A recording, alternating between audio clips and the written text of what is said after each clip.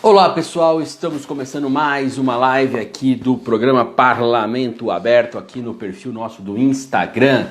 O programa Parlamento Aberto é desenvolvido pela Câmara de Vereadores de Piracicaba com o intuito de proporcionar transparência e mais participação popular dentro do Legislativo Piracicabano. Sejam todos muito bem-vindos.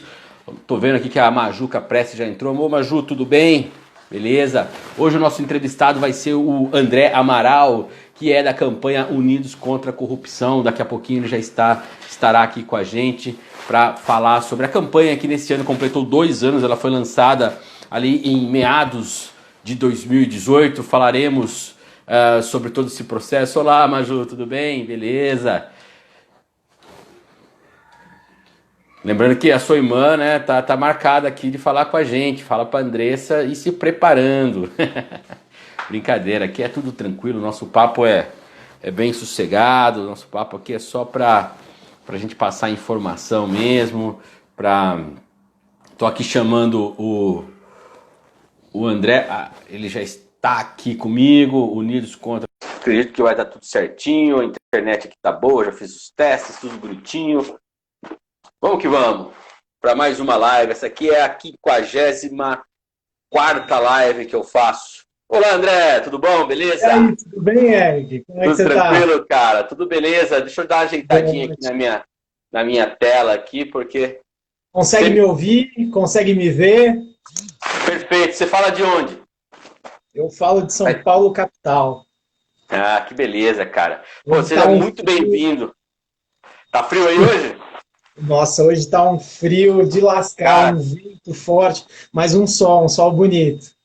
O tempo Piracicaba, que tá é uma aí. cidade quente, hoje tá frio também, viu? Piracicaba é quente, costuma ser bastante quente, mas hoje tá um friozinho gostoso também nessa pegada aí de sol com frio. Bom pra, sei lá, tomar um vinho, quem sabe, né? Uma coisa mais aconchegante aí, mais pro final da tarde, no começo da noite, né? Mas por enquanto eu tô na água só, viu? Por enquanto é na água. Deixa a live acabar pro vinho. Exatamente. Deixa eu pegar minha água, aliás, aqui. É, Claro. A gente começa, primeiramente, queria agradecer a sua disponibilidade, a sua atenção aqui em nos receber. Seja muito bem-vindo aqui à nossa live do Parlamento Aberto, né? O programa Parlamento Aberto ele é voltado justamente para a questão de transparência, para a participação social, tudo aquilo que vocês, de outra maneira, né, com outra forma de trabalho, também atuam. Então, nós estamos todos aí no mesmo barco, falaremos muito sobre isso nessa próxima 1 hora. Então, seja muito bem-vindo, viu, André? Eu que agradeço o convite do Parlamento Aberto. Parabéns pelo trabalho que vocês vêm fazendo. E tanto pela Unidos contra a Corrupção como pela transparência, eu estou muito feliz de estar representando a Unidos contra a Corrupção aqui, falando com vocês. Valeu, cara. Bom, a gente começa sempre a nossa live aqui do Parlamento Aberto, passando um pouquinho do panorama, como está a situação em Piracicaba do coronavírus, né? Hoje foram confirmados mais 124 casos em Piracicaba. Estamos aí beirando os 3.000 casos já na cidade. São 2.982 pessoas que se contaminaram com o coronavírus em Piracicaba. E hoje, segundo dados da prefeitura aqui de Piracicaba, 1.052 pessoas estão em tratamento. Mas isso significa, tanto na rede privada quanto na rede pública, significa também as pessoas que tratam em leitos de UTI, leitos de enfermaria e também as pessoas que se tratam em casa, né? Quando fala de tratamento. Ainda existem 885 suspeitos e de ontem para hoje 73 pessoas se recuperaram, aí contabilizando 1.834 pessoas que já se recuperaram da coronavírus, do Covid-19 aqui em Piracicaba. Dados oficiais, a gente sabe, já conversou várias vezes aqui sobre a questão aí da subnotificação. Isso são dados oficiais, né? A gente tem que trabalhar com esses dados porque é o que nós temos. E de ontem para hoje, 3 pessoas faleceram por conta do Covid-19. Agora alcançamos aqui 96 óbitos, tá? Então, de ontem para hoje foram 2 senhores, um de 95 anos e outro 68, e uma senhora de 66 anos. Então, só um dado curioso, que passou batido, até mandei coloquei até no meu Instagram pessoal, né? Que em 1918, cara, A gripe espanhola matou em Piracicaba 88 pessoas no universo de 4.500, mais ou menos, contaminados. Hoje já estamos aqui no universo de 3.000 contaminados, 96 óbitos. Em termos de proporção entre contaminados e óbitos, a Covid tem sido mais letal do que a própria gripe espanhola. É claro, em 1918, Piracicaba tinha 55 mil habitantes, hoje é 400 mil. Não estou aqui fazendo comparativo, não é nada no sentido científico, dizendo que hoje é pior do que a gripe espanhola, mas é um parâmetro histórico, né, cara? Porque a gente tem aquele negócio, a gripe espanhola, a gente sempre aprendeu isso na escola, foi um período absurdo, foi um período... E hoje nós estamos vivendo um período tanto quanto absurdo de todas essas questões que nós temos que enfrentar, por isso que eu fiz esse comparativo. Mas o nosso assunto hoje aqui é a campanha Unidos contra a Corrupção. Eu queria lembrar a você, André, eu não sei quanto tempo faz que você está na Transparência Internacional, mas em 2018, a Nicole Verilo, né, que é tua colega aí na Transparência, ela esteve na Câmara apresentando a campanha, né, inclusive foi, se eu não me engano, entre agosto e setembro de 2018, eu tive a oportunidade de conversar com ela. Ela fez uma palestra muito interessante lá na Escola do Legislativo, né, aqui em Piracicaba. Foi muito importante para nós conhecermos, né, a Nicole está aqui, inclusive. Olá, Nicole, tudo bem? Então, partindo desse gancho, né, eu busquei essa informação, né, na verdade busquei, né, isso aqui eu me lembrei porque eu estava lá na Câmara e me lembro dela ter falado de todas as questões envolvidas. Naquele período, a gente estava no período eleitoral, né. Eu tenho, se eu não me engano, cara, foi logo um pouquinho antes da facada, assim, coisas de dias antes da facada, porque eu lembro que eu cheguei lá na redação da Câmara e falei assim, pô, tá aqui uma coisa para mudar, né, o debate eleitoral, qualificar. Naquele momento o debate eleitoral não estava qualificado, não sei, eu lembro de acompanhar um debate muito... E no dia seguinte, logo o dia depois, veio a tal da facada. Eu falei, pô, o debate que já não estava qualificado, veio a facada e desqualificou ainda mais o debate, né? Eu acho que isso é assunto para outra questão. Mas aí eu queria que você fizesse um pouco esse panorama e inevitavelmente vai entrar dentro desse contexto de 2018, né? Da eleição, e resgatasse um pouquinho como se construiu essa campanha, e também do trabalho da Transparência Internacional que a leva a fazer essa campanha, né? Tá ótimo. Obrigado pela pergunta. Boa tarde para todo mundo. Só em 2018 eu ainda não estava na Transparência Internacional, eu tô faz um ano agora, eu entrei em 2019. Só que esse contexto de surgimento das novas medidas contra a corrupção foi justamente o debate eleitoral, assim como você recordou. Que naquele momento a discussão sobre pensar medidas contra a corrupção veio, né, das 10 medidas contra a corrupção, que foi uma iniciativa do Ministério Público, e com aquele debate a gente pensou em aprofundar e ir além daquelas 10 medidas. Como as 10 medidas foram pensadas pelo Ministério Público, que tem um foco em investigar e punir, é natural que as 10 medidas também teriam esse viés, um viés de investigar a corrupção e punir a corrupção. Mas como a gente bem sabe, investigar e punir não é o suficiente, porque a corrupção é um problema estrutural, e isso a gente sempre traz. A corrupção não é um problema apenas individual, um problema moral, mas é um problema de questões estruturais do Brasil que abrem brechas em que a corrupção seja mais fácil de acontecer. Isso acontece tanto nas regras formais da nossa democracia, mas também em contratos públicos, como é que a gente faz, como é que a gente até aprende sobre isso nas escolas. Todos esses temas e toda essa percepção de que combater a corrupção é muito amplo, levou a um debate também muito amplo de quais seriam as medidas para combater esse mal.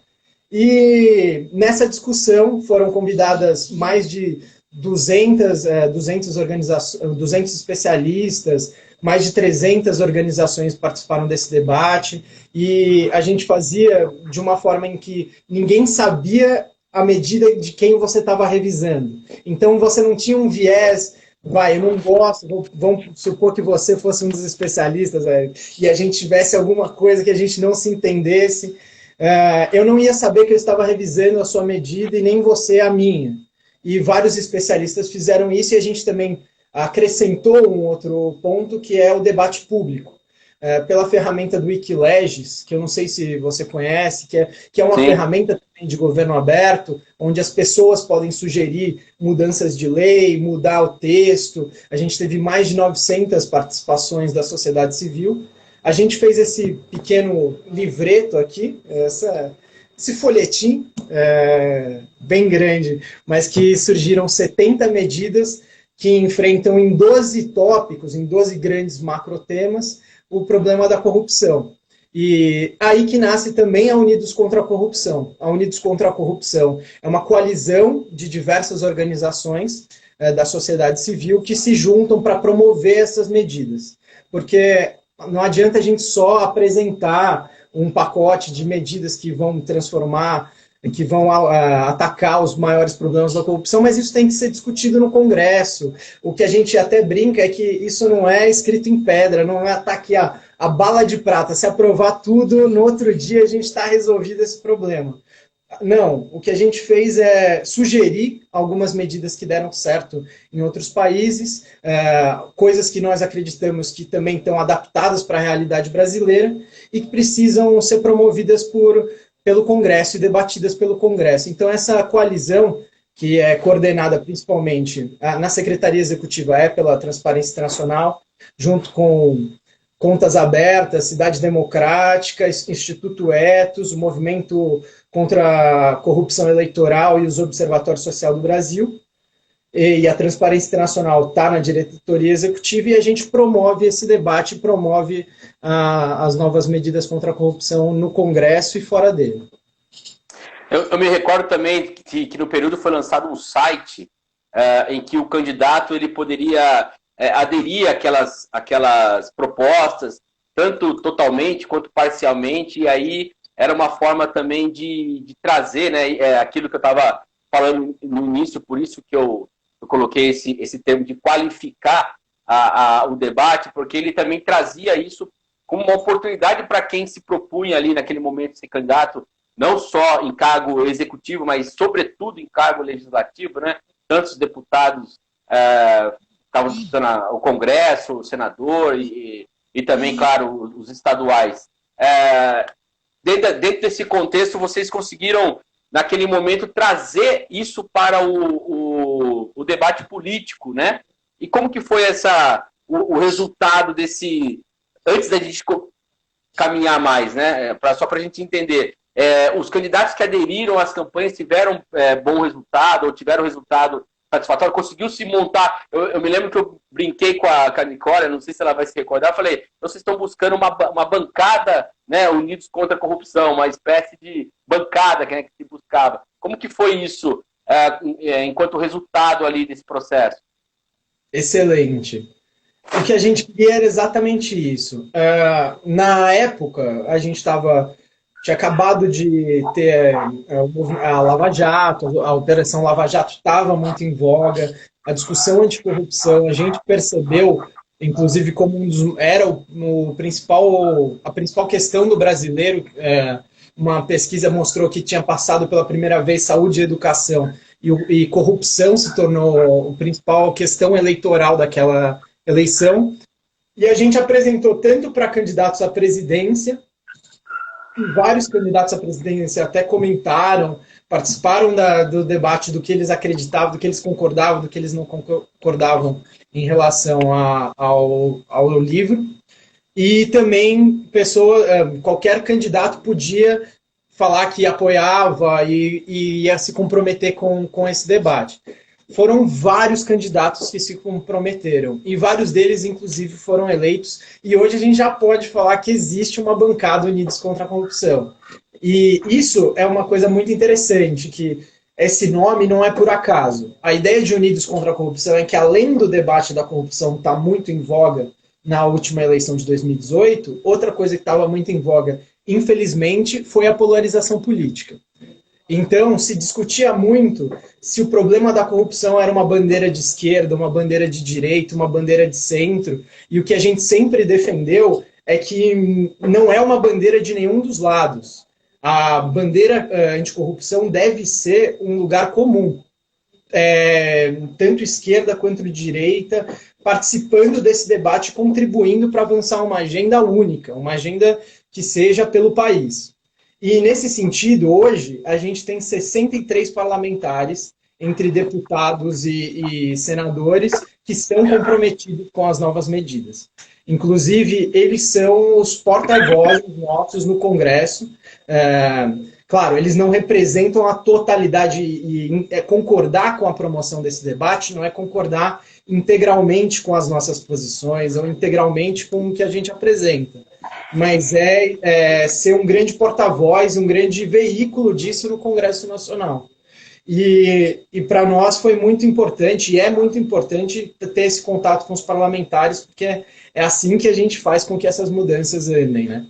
E acho curioso, até você trouxe da questão do executivo, infelizmente, os únicos dois candidatos que não entraram na discussão sobre as novas medidas foram justamente os candidatos que chegaram no segundo turno, né? O Fernando Haddad e o Jair Bolsonaro foram os únicos candidatos que não dialogaram com o pacote. Então, até nisso é muito importante a gente analisar o debate da corrupção, como ele ficou politizado, né? E isso é um dos nossos grandes problemas e enfrentamentos.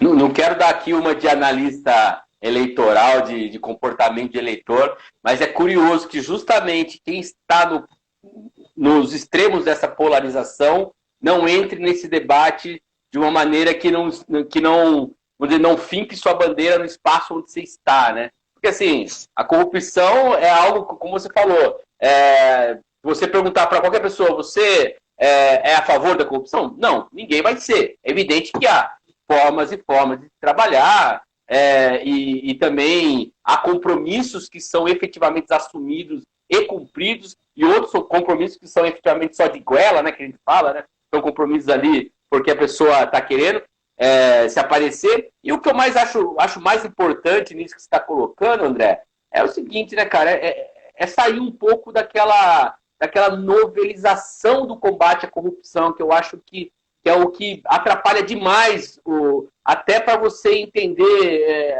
o próprio funcionamento do Estado, né? E aí a gente entra para 2019, queria que você falasse como foi esse processo, tendo tudo isso elaborado, tendo todas essa proposta, né, das 70 medidas, os candidatos que foram eleitos, né, a bancada, o UCC, da Unidos contra a Corrupção. Como que foi o processo de trabalhar isso no âmbito do Congresso Nacional? Bem importante sua colocação, porque acho que essa questão da novelização é um dos problemas para o avanço dessa agenda. Porque conseguimos, por exemplo, com um debate em franco, com esse tema em franco debate, quando isso estava em voga, quando isso era a principal questão, bem, os parlamentares foram eleitos no primeiro trimestre de 2019, a legislatura que chegou, a legislatura sendo todos aqueles parlamentares que são eleitos, né, tanto senadores, é importante colocar que a gente trata as novas medidas contra a corrupção no Congresso Nacional, principalmente. A gente tem pessoas que já se mobilizaram para adaptar em termos municipais, mas a nossa atuação até agora tem sido no Congresso Nacional. E quando eles foram eleitos, das 70 medidas, 55 já foram apresentadas nos primeiros 3 meses em projetos de lei. Então, você via, e para a gente via com muito otimismo que, bem, parece que a luta anticorrupção realmente é o grande debate e a gente vai poder avançar com uma certa facilidade. Mas conforme a política real e as dinâmicas reais e conforme vão surgindo outros debates no ambiente, até a questão da polarização, de como esse debate começa a ser é muito fácil ser anticorrupção quando você está fora do governo, quando você está dentro do governo, a situação é mais difícil. E antes os outros que falavam, o combate à corrupção está sendo politizado. Hoje quem está no governo pode falar a mesma coisa. Isso enfraquece com que essa agenda avance. Então, depois desses primeiros meses, onde a gente viu a apresentação de muitas medidas, a gente depois viu uma certa paralisação da agenda. Então, depois desse primeiro trimestre, nenhuma outra medida foi apresentada. Então, você vê que no começo tem esse movimento, esse alvoroço, mas depois uma certa paralisação. E ano passado, mesmo com essa paralisação, é importante colocar que várias das medidas estão tramitando com força. A gente vê que 16 medidas, pelo menos, estão andando normalmente e algumas dá para destacar até que estão para ser aprovadas em pouco tempo. Acho que a gente pode apontar a medida 9, que é aperfeiçoamento da Lei de Ação Popular, a medida 11, que é justamente a que eu citei sobre anticorrupção nas escolas, a medida 14, que fala da regulação em dinheiro em espécie, que é um outro debate que agora a gente está ouvindo voltar a falar com a história do Queiroz e pagamentos de mensalidades, por exemplo, em dinheiro vivo, que é uma coisa que a gente já viu, por exemplo, no pagamento de aluguéis do Lula, na questão do bunker, do Guedel, com milhões de dinheiro em espécie, que a gente discute muito sobre isso. A lei de lavagem de dinheiros para partidos políticos também é outra que está bem avançada. E uma que já está na fase final de tramitação, que, sendo aprovada no Senado, já vai para a última avaliação da Câmara dos Deputados, é uma medida 55 de tribunais mais ágeis. Mas, de qualquer forma, acho que também é importante a gente colocar que, no ano passado, o que a gente mais teve que fazer era impedir retrocessos. Não foi um ano de grandes avanços, apesar de a gente ter discussões importantes, como a própria lei anticorrupção, né, que era a grande bandeira do Sérgio Moro, quando ele estava ainda no Ministério da Justiça, ela foi bastante desidratada e mesmo alguns pontos de avanço foram avanços mais tímidos. Até pelo enfraquecimento do governo em relação ao Congresso Nacional. Mas ano passado a gente teve vários retrocessos que a gente atuou mais para segurar do que avançar coisas. Um deles foi a mini-reforma eleitoral, que era aquela que autorizava uma forma de caixa 2, em que você poderia, por exemplo, pagar advogados com dinheiro dos partidos. A gente teve a questão do fundão, que queriam votar um fundão bilionário, um valor absurdo, ainda mais para um país que está numa crise fiscal. A gente teve a questão da paralisação das investigações no COAF. A gente teve 2 leis de abuso de autoridade que foram votadas e, claro, apontando que a gente concorda que uma lei de abuso de autoridade tem que ser aprovada e as autoridades do país não podem atuar da forma que bem pensarem, mas esse é um debate que não pode ser feito de maneira a constranger quem investiga a corrupção, mas sem impedir que as pessoas que estão sendo investigadas passem por abusos. E também questões de até um pacote anticrime que apesar de avançar em alguns pontos, pontos delicados foram tirados, como, por exemplo, proteção de quem denuncia a corrupção. Então foi um ano difícil, foi um ano que a gente precisou trabalhar muito, em que vários aliados deixaram de ser tantos aliados dessa pauta. E isso acho que parte justamente do que você falou, dessa novelização, espetacularização do combate à corrupção. Realmente, eu tenho acompanhado, eu acompanho bastante esse trabalho por conta, lógico, do nosso ofício de trabalhar também numa casa legislativa, como é uma Câmara Municipal. Lógico que é bem menor, vamos falar assim, a abrangência é muito menor, mas a gente tem visto, né, o que tem acontecido. E é claro que uma coisa que é interessante, né, que você está colocando, também não vou entrar muito nesse assunto para não desviar nosso foco aqui, mas dentro do nosso sistema presidencialista, o Poder Executivo ele tem muito poder justamente de fazer avançar ou não fazer avançar aquilo que está em pauta no Congresso, né? Então, se o Executivo ele tem lá as suas, né, os seus limites de atuação, isso acaba também refletindo no Congresso Nacional. E aí eu queria fazer duas perguntas baseadas no que você colocou. Primeiro, você falou dos aliados. Eu queria saber como que é o trabalho junto a outros órgãos. Eu aqui nessa live já tive a oportunidade de conversar, por exemplo, com pessoas que estão do Ministério Público de Contas, do Tribunal de Contas, o próprio Judiciário, tem pessoas representantes do Judiciário, claro, tem as polícias também, e o Ministério Público de forma geral. Queria saber como você trabalha com quem são os aliados hoje dessa pauta, né, já que você citou esse assunto. E depois eu queria que você entrasse um pouco mais no detalhamento de cada uma das pautas, e especialmente uma que você não chegou a citar aí, pelo menos eu não me recordo, que é a questão do lobby, né, da legalização do lobby. Queria que você explicasse como que funciona isso. Duas boas perguntas. Na primeira, a nossa atuação, a gente atua com outros órgãos, por exemplo, a Associação Nacional dos Procuradores da República é uma instituição que contribuiu no debate das novas medidas contra a corrupção.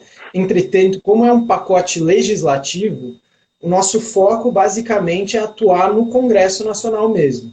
E eu trabalho na Transparência Internacional. Na Transparência Internacional, sim, a gente tem uma dinâmica ampla de parceiros e trabalhar com organizações, com o Ministério Público, tribunais de contas, controladorias, todos os órgãos de controle, em especial, são bastante parceiros e nos ensinam muito na prática de como é feito o combate à corrupção, né? Mas na Unidos contra a Corrupção, os nossos maiores aliados são parceiros da sociedade civil. Seja ela a sociedade civil organizada, então organizações como os observatórios sociais, que fazem um trabalho muito importante de olhar as contas, de bater isso, um exemplo claro de pessoas que se responsabilizam pelo Estado e tomam cuidado de ir atrás disso. E também pessoas que nas suas casas, a gente tem, por exemplo, no nosso site, dá para você conhecer todas as medidas e participar da campanha, e assinar. E a gente já tem mais de 600 mil pessoas assinando as nossas medidas. E quando, por exemplo, a gente teve ano passado debate sobre um aumento do fundo eleitoral, a gente é contra esse aumento. Até porque a distribuição desse dinheiro, no nosso entendimento, ele é feito de uma maneira pouco democrática e pouco transparente.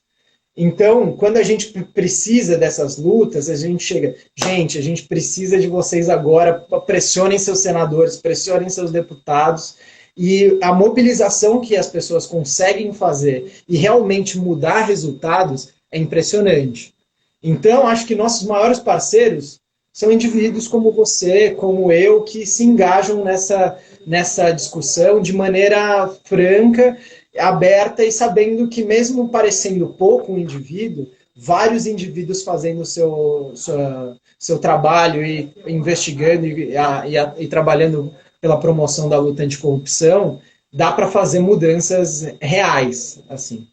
E agora, do outro ponto, de lobby. Isso que você colocou é muito importante, porque muitas vezes as pessoas confundem lobby com corrupção. Elas acham que houve lobista, e como na nossa situação brasileira a gente sempre ouve a palavra lobista vinculada à corrupção, a escândalo, parece que você vê um homem com uma maleta de dinheiro chegando no Congresso e comprando um deputado. Quando, na verdade, o que eu faço, por exemplo, quando eu chego para um deputado e falo: deputado, eu queria apresentar para vocês essas medidas que anticorrupção e tudo, isso é lobby. E todo cidadão tem que ter o direito de fazer o seu lobby e de defender qualquer que seja a pauta junto dos seus representantes. E a gente acredita que, inclusive, empresas devem ter o direito e vão fazer isso de maneira legal ou ilegal. Então, por que é importante, e essa é uma das grandes medidas que a gente defende? A regulamentação do lobby, no nosso ver, ela tornaria transparente de quem está influenciando qualquer decisão de política pública. Agora, por exemplo, no combate à Covid, a gente está falando de de trilhões de reais que vão ser injetados para tanto comprar insumos quanto para salvar a economia. E em termos de valor, eu estava ouvindo uma entrevista do Instituto Contas Abertas falando que a gente está falando de 16 Copas do Mundo, em termos de valores. É muito dinheiro. E muitos grupos vão querer um pedacinho desse bolo. Por que seria importante agora, por exemplo, a regulamentação do lobby? Porque daí você justamente saberia quem é que está conversando com aquele parlamentar que você votou para saber onde vai destinar esse dinheiro. Saiu uma matéria do Estadão há uma semana atrás falando que, por exemplo, o lobby das armas esteve no Palácio do Planalto 73 vezes desde que esse novo governo foi eleito. A gente só sabe disso porque isso está registrado na portaria do Palácio. Mas, por exemplo, quem teve com o seu deputado? Você não tem como saber. Até se eu estive com o deputado, você não teria como saber, se não fosse a gente tem nós, da Transparência Internacional, a gente instituiu um portal onde você pode ver com todo mundo que a gente sentou e que interesses a gente defendeu. E é isso que a gente defende de maneira ampla. Porque agora, principalmente, onde cada centavo importa para salvar vidas realmente, a gente saber quem é que está discutindo com os parlamentares, para onde está indo, quem é que está influenciando, é mais importante do que nunca. Porque, por exemplo, organizações como as nossas têm uma pessoa, 2 pessoas para fazer isso. Mas grandes interesses, grandes grupos econômicos, têm departamentos de lobby com 30, 40, 100 pessoas.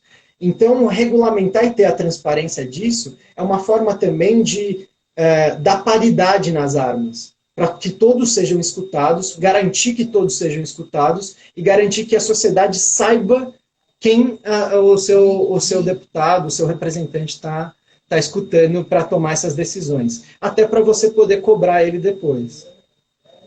Perfeito.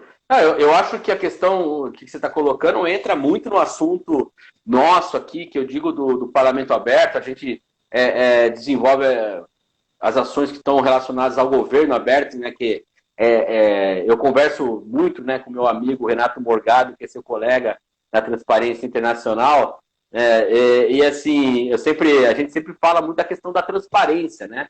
E de fato, você saber o que está movendo o poder é fundamental, né? Porque a gente tem muitas vezes aquilo que a gente acompanha, inclusive até o alcance da imprensa, né? Quando a imprensa não é ela própria interessada em determinado assunto, então o alcance é muito superficial, né? A gente está vendo ali só a ponta do iceberg, né, cara? Não está vendo o que tem por baixo disso tudo, né? Agora, eu só queria entender como que funcionaria numa eventual legalização do lobby, como que seria essa instrumentalização disso, né? Seria a partir de que maneira isso aconteceria? Só para ficar um pouco mais claro, para mim, pelo menos.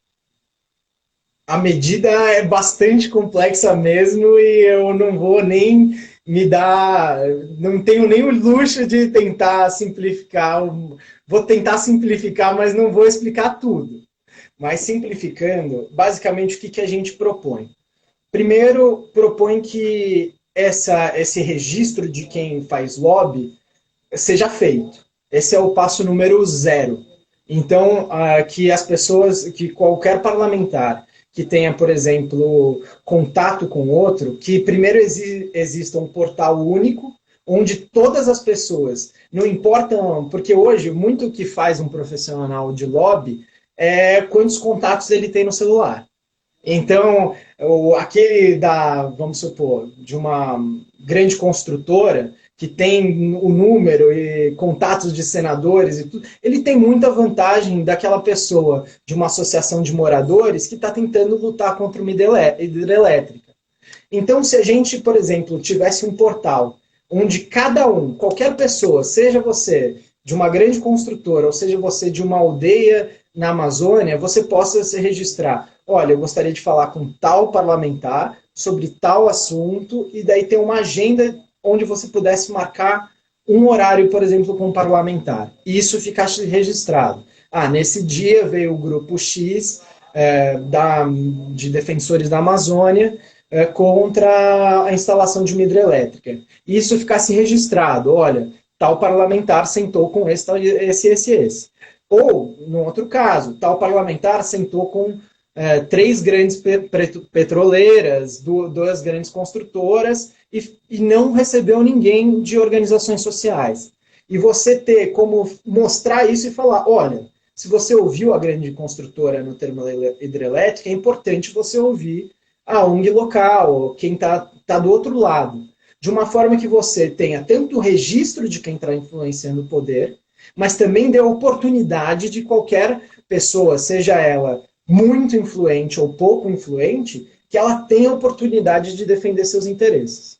Então, acho que, simplificando de como funcionaria o portal, como é que funcionaria o registro, até tem grandes discussões sobre se deve haver uma única, por exemplo, organização que registre o profissional do lobby. Esses detalhes a gente deixa em aberto. Para nós, interessa menos esses pontos sobre regulamentação do profissional do lobby, esses pontos. Importa mais a forma de que isso seja feito de forma transparente, democrática e acessível a todos. Esse é o ponto principal. Vou até mostrar uma questão, por exemplo. Hoje, a gente está tendo, em média, até o mês passado, a gente tinha 800 novas regulamentações só no Congresso Nacional sobre Covid.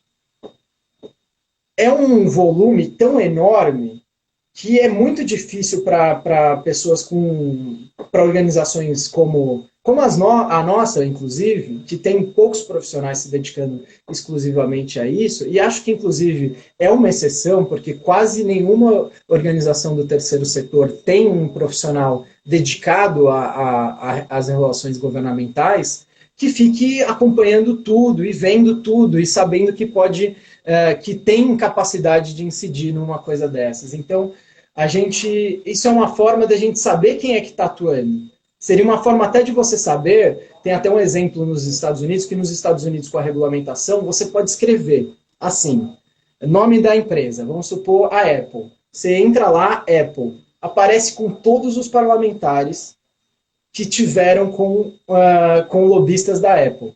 Então você consegue fazer um mapeamento de, então quem sentou, quantas vezes sentou, quais foram os temas debatidos. Isso capacita para organizações com menos capacidade de dinheiro, até de dedicação de braço, de incidir de uma maneira melhor.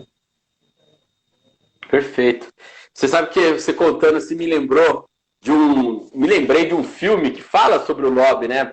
Aquele Obrigado por Fumar, não sei se você já chegou a ver esse filme, que é sobre um lobista. É sensacional esse filme aí para você entender até onde vai o trabalho do lobista, né? Você citou os Estados Unidos, por isso que eu lembrei dele, porque trata justamente desse sistema, como funciona lá, né? E antes da gente avançar em mais questões aí, daquelas medidas que você citou que estão caminhando... primeiro eu queria saber, essa do lobby está em que ponto? Tem projeto? Em que ponto da tramitação está ela? A nossa regulamentação do lobby ela foi apresentada por 2 vezes. Ela foi apensada. A pensamento, para aqueles que não conhecem os termos que são sempre termos difíceis que afastam mais as pessoas da política, como se já não fosse suficiente a própria política. Mas a pensamento é quando já tem uma matéria parecida ou uma matéria que trata sobre a mesma coisa e que já está mais avançada, normalmente as câmaras, assembleias legislativas, quais sejam, elas incorporam, elas falam, esse tema é parecido, então vai junto com essa que já está mais lá na frente. Entendi. Em algumas partes isso ajuda, né? Porque você depois analisa com uma que já teve mais debate, já está lá mais avançada e não precisa fazer todo o trâmite. Mas o que normalmente acontece é que normalmente o tema pode até ser o mesmo, mas às vezes são teores completamente opostos. Uma que regulamenta o lobby justamente para tornar mais difícil para a sociedade civil participar, e a nossa vai junto, quando não é a ideia. Então, tem uma lei, um projeto de lei do deputado Zaratini, que depois teve a relatoria da Cristiane Brasil, que foi muito debatido ano passado, foi debatido também um pouquinho em 2018, teve um avanço nessa discussão e daí a gente apresentou a nossa como uma sugestão do que com mudanças pontuais, e a gente faz muito isso, notas técnicas, porque não precisa ser a nossa, mas a gente vem com sugestões de especialistas do que poderia mudar nesse texto, do que... Então, a mais avançada é a do deputado Zaratini. Eu não vou lembrar de cabeça agora o número do projeto, mas é a dele, o projeto é de 2004, para você ter uma ideia. Então, nossa, é algo que está sendo debatido há muito tempo. Interessante, você está colocando coisas aí que, inclusive, eu fico imaginando aqui, que é o desafio do próprio Congresso Nacional em termos de dar transparência para a tramitação dos projetos, né? Porque nem você colocou o exemplo aí da Covid, 800 regulamentações. Cara, é impossível você, como cidadão, inclusive até como agente de qualquer entidade do terceiro setor, conseguir humanamente impossível, né? Então aí o Congresso ele tem esse papel, esse dever, vamos dizer, eu acho, né, eu coloco como um dever do Congresso em dar essa transparência. E para fechar essa questão das propostas, qual outra você gostaria de comentar aí que está caminhando e que vale, inclusive, para quem está nos acompanhando aí, ficar mais atento e atenta, né, para poder contribuir nesse processo? Eu acho que eu vou destacar duas, porque são tanto pela tramitação, que já está mais avançada, mas também pelo contexto. Acho que uma que eu até já citei é a medida 14, da regulação do dinheiro em espécie. E por que a gente volta tanto nisso? Porque a quantidade de operações de anticorrupção que sempre entram nessa seara de que operações de muito valor feito em dinheiro vivo são a chave central, elas acontecem repetidamente. Como eu te falei, o caso vai de Lula até a família Bolsonaro. São casos que se repetem. Por quê? Porque o dinheiro vivo, grandes operações em dinheiro vivo, elas tornam muito mais fácil de você não conseguir rastrear de onde vem esse dinheiro, para onde ele está indo. Quando você... Porque muita gente estranha, mas por que você vai regulamentar? Se o dinheiro é meu, eu posso fazer o que eu bem entender? É que as pessoas acham que a gente está falando dos R$100, dos R$300, vamos supor que você possa ter na sua carteira, num saque que você vai sacar o seu salário, mas não é disso. A gente está falando de pessoas que andam com milhões em porta-mala. Você já viu algum amigo seu, alguma pessoa do seu convívio, andar com... Se a gente está com R$100 na carteira, fala que a gente já está morrendo de medo, a gente já anda assustado. Então imagina quem está andando com essa quantia. Quando é tanto dinheiro assim, é muito fácil de você lavar dinheiro, de você fazer esquemas criminosos. Então, apoiar que haja uma limitação enquanto dinheiro vivo as pessoas podem operar, é uma das chaves para a gente desbaratinar muitos casos de corrupção no Brasil. Porque hoje, por exemplo, a gente não pode justificar que é um crime alguém tá com... Mesmo um operador, você precisa, por exemplo, um operador como o Queiroz. A questão do Queiroz, ele não foi preso por estar manipulando aquela quantia. A prisão dele é uma prisão preventiva por outros crimes. Que o dinheiro vivo dá a entender que eles pode fazer parte desses esquemas. Mas em si não é um crime. Imagina quantas pessoas podem fazer esse tipo de negociata e de repente a polícia poderia ter uma forma de restringir isso de maneira rápida. E esse é um dos projetos que está mais avançado. Inclusive, depois eu vou inclusive eu vou fazer isso agora, de apontar qual é o número do projeto. mas já falo. Esse é um projeto que eu acho que as pessoas podem defender, podem conhecer melhor e está em tramitação e avançada já. Agora o outro é a medida 55, que ela tem um nome difícil, né, que é celeridade nos tribunais e tudo mais. O que quer dizer?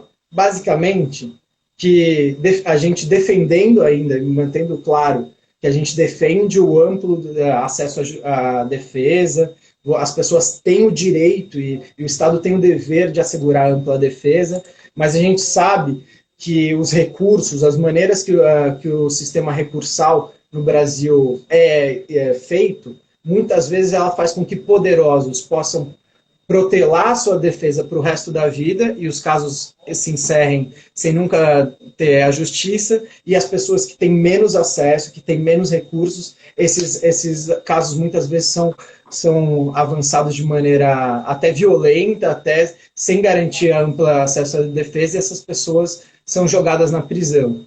O que a gente defende é que são alterações na tramitação dos tribunais superiores, ou seja, aqueles que principalmente políticos e pessoas mais poderosas acessam, para que esses julgamentos aconteçam de maneira mais ágil e as pessoas possam ter a crença que a justiça vai ser feita.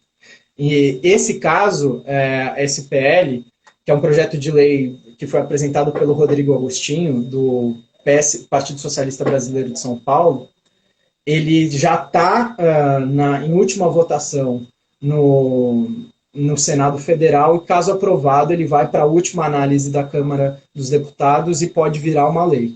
Então, são duas das medidas que eu acho que vale a pena as pessoas conhecerem. Dá para acessar no nosso site unidoscontracorrupção.com.br e pesquisando as novas medidas, acompanhando a gente nas redes sociais e fazendo pressão para que seu senador ou sua senadora vote e peça para colocar em pauta e que seja votado.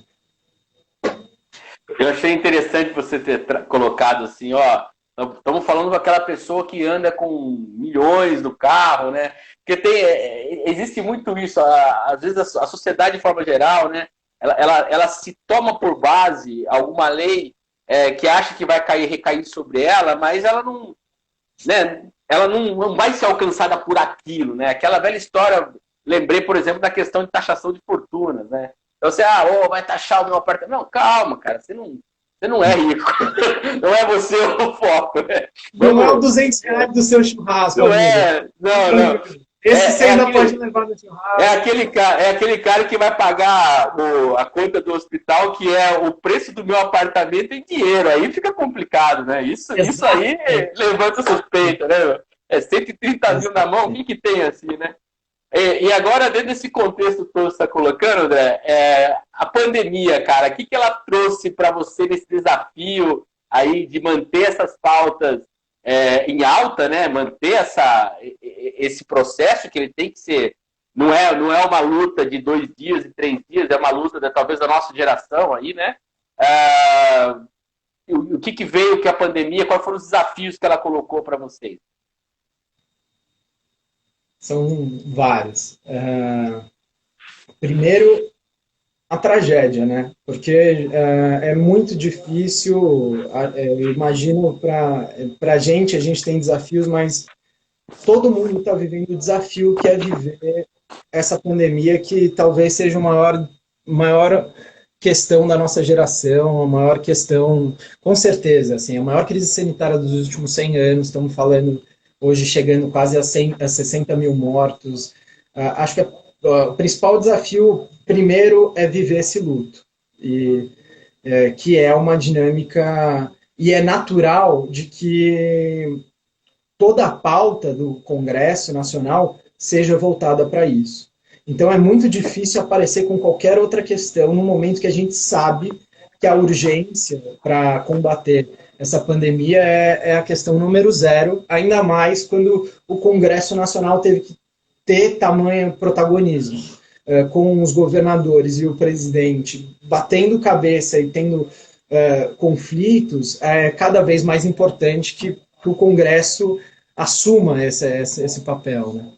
Mas, com isso, um dos pontos que eu até tinha te apontado é isso, 800 novas regulamentações até o mês passado. Isso sem a gente considerar, Eric, imagina os municípios.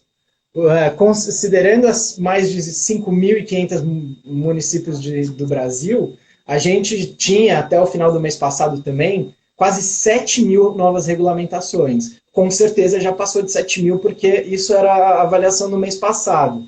O que dá mais ou menos 114 novas regulamentações por dia.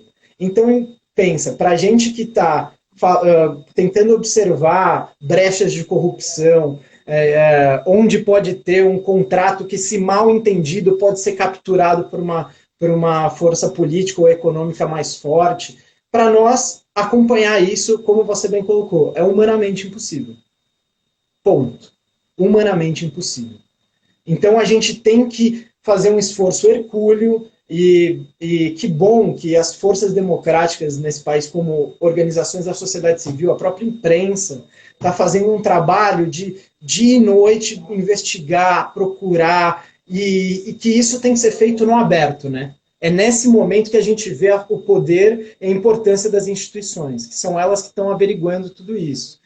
E com o tamanho do desafio, também tem o tamanho da recuperação. Então, o tamanho da ajuda financeira que está indo é, como eu te falei, 16 Copas do Mundo. Então, se muito foi feito de errado nas Copas do Mundo, pode ter certeza, muitas pessoas estão pensando que podem fazer de errado agora que tem 16 Copas do Mundo aparecendo. Então, acho que a gente pode citar 3 grandes desafios assim, principais, que é o número e a grande variedade das novas regulamentações que impedem que a gente tenha esse olhar mais atento e que pegue e perceba todas as brechas. A segunda, que é, sabendo dessa dificuldade por parte nossa, de tentar investigar e regular, muito provavelmente parlamentares que de maneira maliciosa podem usar esse momento que está passando tudo para aproveitar e passar, de fato, regulamentações que prejudiquem a sociedade civil, que a gente até viu, né, naquela história do aproveitar para passar boiada, que foi até dito na reunião ministerial. Isso é muito grave. Passar boiada significa aproveitar no momento em que a sociedade civil está atordoada para não deixar ter debate público sobre alguns temas. E passar, isso vale tanto para o meio ambiente quanto para a questão de corrupção. E o terceiro é que mesmo em casos que não são feitos de maneira maliciosa, a gente está falando de bilhões de reais. Então, qualquer erro de vírgula que não seja feito de maneira proposital, mas que abra uma brecha, pode aumentar dramaticamente o risco de corrupção, lavagem de dinheiro, compras feitas de maneira superfaturada, falta de competição, formação de cartel, todos esses problemas que a gente está vendo. E justamente até por isso, o nosso grande foco como Transparência Internacional tem sido focar em recomendações de como fazer as compras públicas de maneira transparente. Porque a gente entende que, nesse momento, é natural que precisa haver uma flexibilização. Não dá para você fazer uma licitação de 5 meses quando as pessoas estão precisando de respirador amanhã. Só que, ao mesmo tempo, não adianta você pagar R$1 bilhão por esse respirador. E é o que a gente viu em casos como o de Santa Catarina, onde compraram 200 respiradores fantasmas depois que foi percebido. Caso do Rio de Janeiro, que ainda está muito nebuloso de qual é a investigação, do que está acontecendo, mas já se sabe que existe muito superfaturamento, todos os hospitais de campanha estavam atrasados, e transparência entra nisso. E aí que é um ponto que as pessoas esquecem, que não é porque o combate à Covid entrou como a principal pauta, e tem que ser, e a gente reconhece que é necessária a flexibilização das contratações, é necessário fazer esse esforço, não é por isso que a luta anticorrupção fica para depois. Pelo contrário, se a gente já tivesse avançado na luta anticorrupção, se a gente já tivesse avançado com medidas, por exemplo, a gente tem uma medida, a terceira medida é de avanço nas contratações públicas, melhorias nas contratações públicas. Uma das nossas sugestões é um portal onde tem todas as contratações públicas. Vários países fizeram isso durante a Covid. Que não é porque a gente tem que ver por estado. O que o estado está comprando, como é que ele é feito, e cada município tem a sua forma de mostrar. E se fosse um só, do governo federal, onde a gente pudesse ver, por que o respirador de São Paulo custou 5 vezes a menos que o de Alagoas? Isso é a importância da transparência, porque ela permite que os erros que sejam cometidos, eles sejam ajustados de maneira muito rápida, e de maneira que poupe um dinheiro que hoje a gente está falando que salva a vida. A gente não está na posição que a gente pode desperdiçar um centavo que seja. Mais do que nunca, qualquer erro nessas regulamentações é fatal. Então, nossos desafios são enormes, mas principalmente é lidar com essas 16 Copas do Mundo que estão acontecendo, como é que a gente atua para, no meio disso tudo, lembrar a gente, a luta anticorrupção não só continua importante, como é fundamental para que o combate à Covid seja feito de maneira correta, e não só na resposta sanitária, mas também a recuperação econômica que vem depois.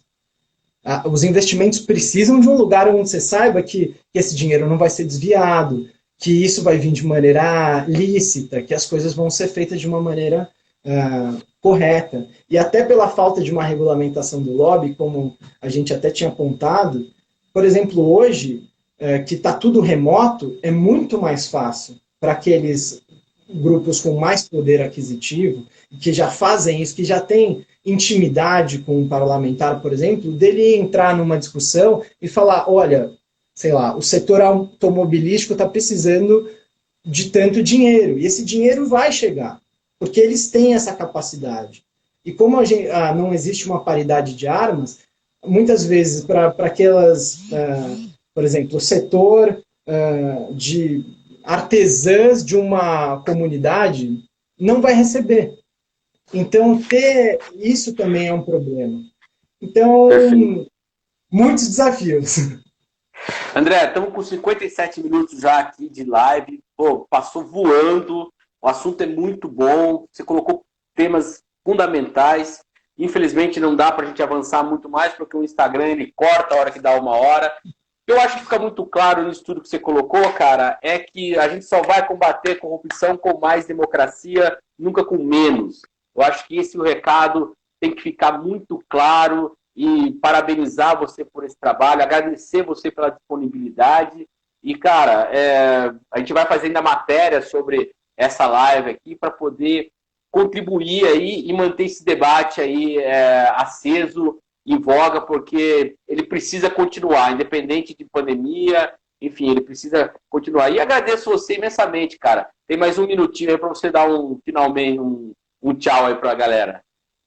Bem, Eric, primeiro eu queria agradecer você, queria agradecer o Parlamento Aberto, a Câmara dos Vereadores aí de Piracicaba, e foi um grande prazer falar disso, e reiterando o que você falou, a luta anticorrupção é uma luta para que as pessoas tenham mais transparência, mais acesso ao Estado, que as pessoas façam com que os seus direitos sejam de fato respeitados e que eles aconteçam na ponta. Então, o que a gente tem que defender sempre dos nossos representantes é isso, que as coisas sejam feitas de maneira aberta e que você saiba do seu papel nessa luta, que não é um caso de uma bandeira de partido ou de outro, mas uma questão que não é de discurso, é de o que as pessoas fazem de maneira clara e prática para que as pessoas tenham mais acesso ao que está acontecendo nos bastidores do poder.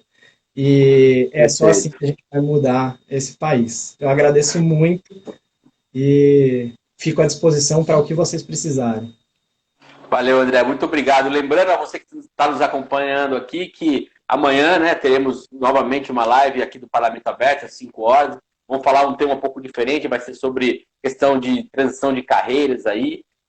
E lembrando que vai ter uma matéria amanhã no site da Câmara também, câmarapiracicaba.sp.gov.br. Convido você a seguir, né, Unidos contra a Corrupção, que está aí, está fazendo esse trabalho bonito e importante, e também o nosso perfil aqui, o Parlamento Aberto. Muito obrigado a todo mundo que nos acompanhou e até a próxima.